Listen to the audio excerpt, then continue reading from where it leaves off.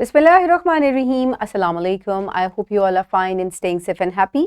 I am your geography teacher, Ms. Farheen, and I welcome you all to your geography class. My dear students, as you know that we are on unit number 6, जिसमें हम withering और erosion के बारे में पढ़ रहे हैं. Last lesson में हमने withering और erosion को define किया था. Further हमने withering की मुख्तलिफ जो types हैं हमने उनको भी discuss किया था. So in today's lesson we will be discussing about erosion. So आप क्या करेंगे आज? You will be able to identify the types of erosion, which are two, wind and water. यानी कि इसकी जो दो टाइप्स हैं आप उनको आइडेंटिफाई करेंगे. फर्दर मैं आपको ना सिर्फ आइडेंटिफिकेशन दिखाऊंगी बल्कि मैं आपकी एक्सप्लेनेशन दूंगी कि किस तरीके से ये दो जो फैक्टर्स हैं ये एक साथ काम करते हैं, यानी कि ये विदर आउट भी करते हैं लैंडस्केप को और इरोड भी करते हैं. तो किस तरीके से ये दोनों काम एट अ टाइम हो रहे होते हैं, so we are going to discuss that today. So let's just get started. So my dear students, what is erosion? ठीक है, प्रीवियस लेसन में हम ये ऑलरेडी पढ़ चुके हैं. थोड़ा सा एक दफा दोबारा जो है हम इसको डिस्कस करेंगे कि इरोजन क्या चीज है. So once rocks are weathered, यानी कि जब रॉक्स जो हैं ये छोटे छोटे टुकड़ों में टूट जाते हैं तो फिर क्या होता है? erosion start हो जाती है. And what is erosion? It is the movement of the sediments from one place to another.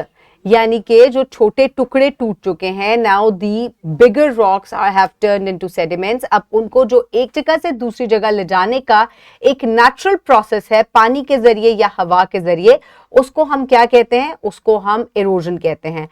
Natural processes में विंड, वाटर, आइस और बायोलॉजिकल एक्टिविटी भी होती है. इन तमाम को हम आज डिस्कस करेंगे. So let's just get started. So सबसे पहले एक दफा दोबारा से हम विदरिंग को देख लेते हैं.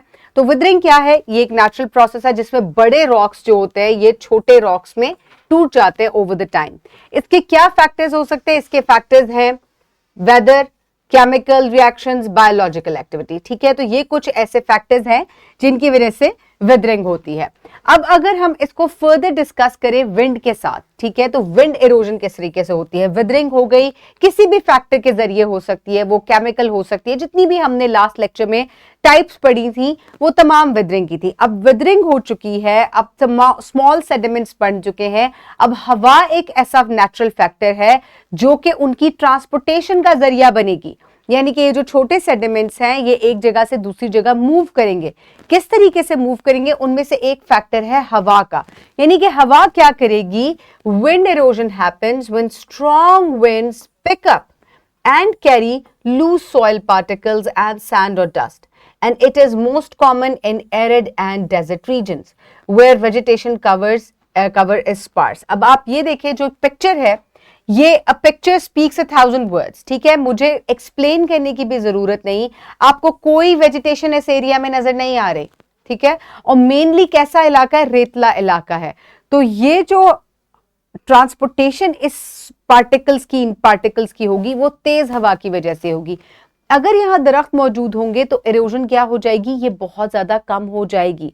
लेकिन क्योंकि ये इलाका ऐसा है जहां के बहुत ही कम जो है वो वेजिटेशन मौजूद है, तो इस वजह से यहाँ विंड इरोजन बहुत ज्यादा होगी. इसकी एक एग्जांपल मैं आपको देती हूँ, उसके बाद मैं आपको इसको फर्दर किस चीज से समझाऊंगी, मैं आपको एक सिमुलेशन से समझाऊंगी. तो डेजर्ट्स जो हैं ये एक ऐसा इलाका होता है जो कि खुश्क होते हैं, जिनको आप एरिड कहते हैं, और यहाँ पर बड़ी तेज हवाएं चलती हैं. और जब ये हवाएं चलती हैं तो जो ऊपर की सॉइल होती है ये कॉन्स्टेंटली मूव होती है from one place to another, और नीचे क्या रह जाता है? टॉप सॉइल निकल जाने के बाद नीचे रॉक्स जो हैं वो एक्सपोज होते हैं. And the wind also shapes the landscape by creating sand dunes and impacting the ecosystem. इसके अलावा ये जब हवा चलती है तो इसकी वजह से बहुत सारे सैंड ड्यून्स भी बनते हैं. अब ये कैसे बनते हैं? Let's just quickly move towards the simulation and I will explain that to you. So my dear students, ये एक ऐसी सिमुलेशन है जिसमें आपको एक ऐसा एरिया नजर आ रहा है जहां वेजिटेशन बहुत कम है.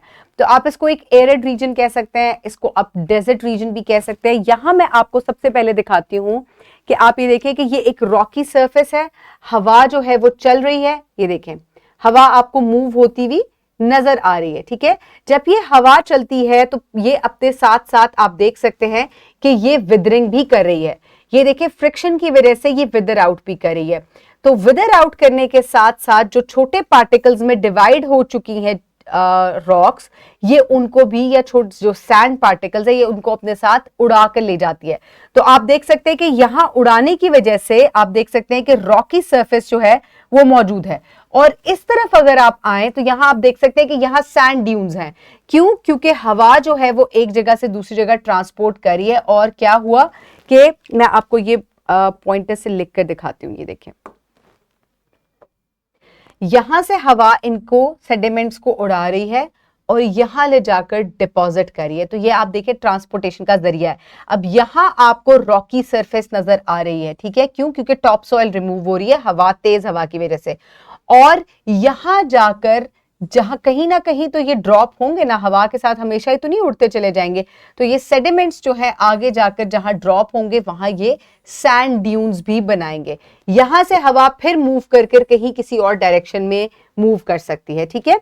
तो इधर से आपको मैंने ट्रांसपोर्टेशन ऑफ सैंड दिखाई। ये इस तरीके से ट्रांसपोर्ट होती है। छोटे बड़े टुकड़े जो हैं कुछ हवा के साथ मिल जाते हैं, कुछ जमीनी तौर पर जाते हैं, फर्दर विदर आउट भी होते हैं और एरोड भी हो रहे हैं। तो जो मैं आपको चीज बताना चाह रही थी कि एक साथ विदरिंग एंड एरोजन होती है। हवा की वजह से ये टूट भी रहे हैं, हवा की वजह से ये यानी कि फ्रिक्शन की वजह से ये विदरिंग भी हो रही है, और इसके अलावा ट्रांसपोर्टेशन भी हो रही है सेडिमेंट्स की। अब यहां आप ये देखिएगा कि ये इस तरीके से इनकी ट्रांसपोर्ट होती है, जिसकी वजह से आप देख सकते हैं कि विदरिंग की वजह से मुख्तलिफ तरह के आपको लैंडस्केप नजर आ रहे हैं। और सैंड ड्यून्स की डिपोजिशन की वजह से यहां आपको ये सैंड ड्यून्स नजर आ रहे हैं।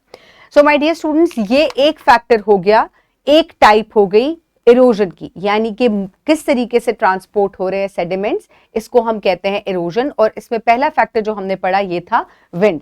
अब हम दूसरे फैक्टर की तरफ चलते हैं जो कि है पानी का factor. So let's just quickly move forward towards it.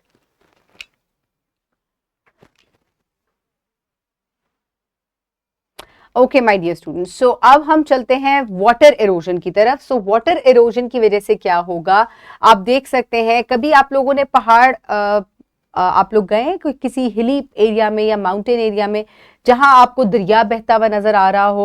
और जब दरिया बहता है तो आप देख सकते हैं कि दरिया के आसपास आपको मुख्तलिफ तरह का लैंडस्केप नजर आता है। क्यों नजर आता है? क्योंकि पानी अपने साथ, एक तो पानी क्या कर रहा होता है, एक तो ये विदरिंग कर रहा होता है, ठीक है, पत्थरों को तोड़ देता है। विदर आउट करने के साथ साथ ये अपने साथ चीजों को एरोड भी करता है, यानी कि ट्रांसपोर्टेशन का बाइस भी बनता है। So water erosion occurs when flowing water such as rivers, streams or heavy rainfall carries away soil and sediments। ठीक है, एक तो ये weather out करते हैं, ठीक है। weather out के साथ साथ अब जब छोटे टुकड़ों में टूट गए तो उनकी ट्रांसपोर्टेशन भी होनी है, तो ये अपने साथ उनको बहा ले जाते हैं। और कौन कौन से तरीकों से बहाते हैं? Rivers, rainfall, strong currents of water. So इस तरीके से एरोजन होती है।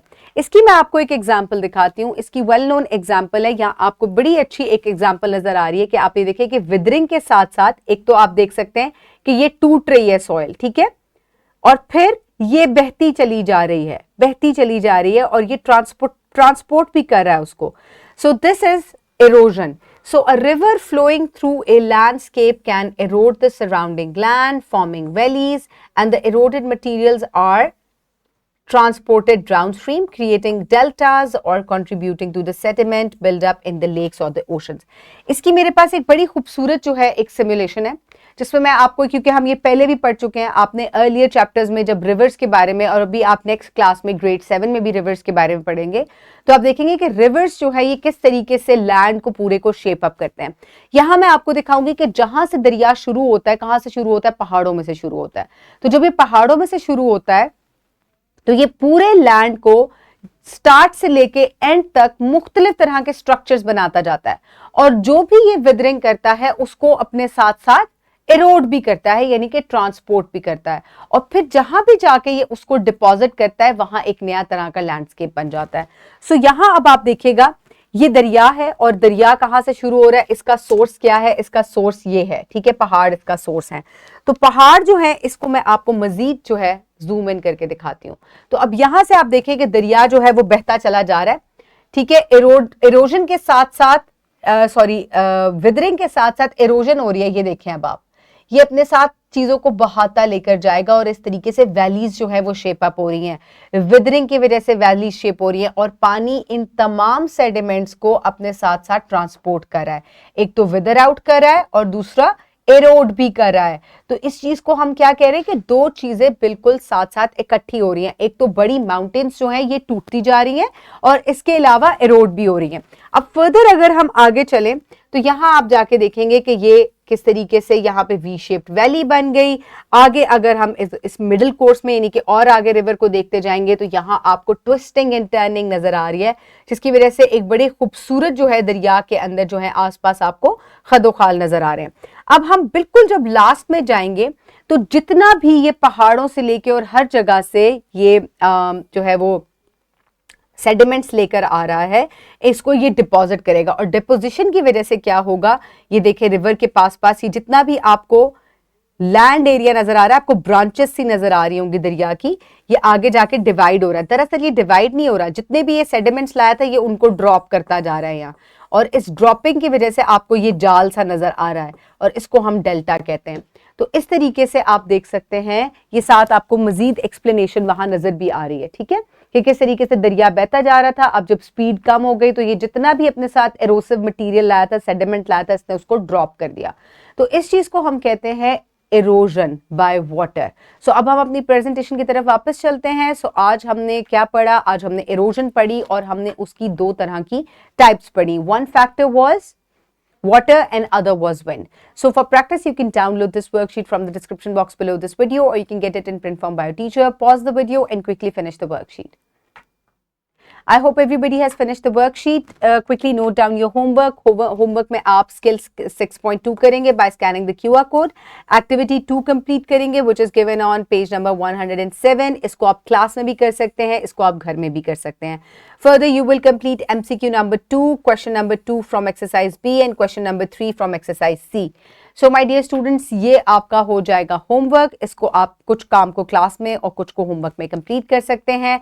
So today's lesson was about erosion, जिसमें हमने डिटेल से इसकी दो टाइप्स पढ़ी और वो एजेंट्स पढ़े जो कि इरोजन को स्पीड अप करते हैं या उसकी ट्रांसपोर्टेशन का बाइस बनते हैं, which is wind and water mainly. I hope you have enjoyed today's lesson. Stay safe. Thank you so much and Allah Hafiz.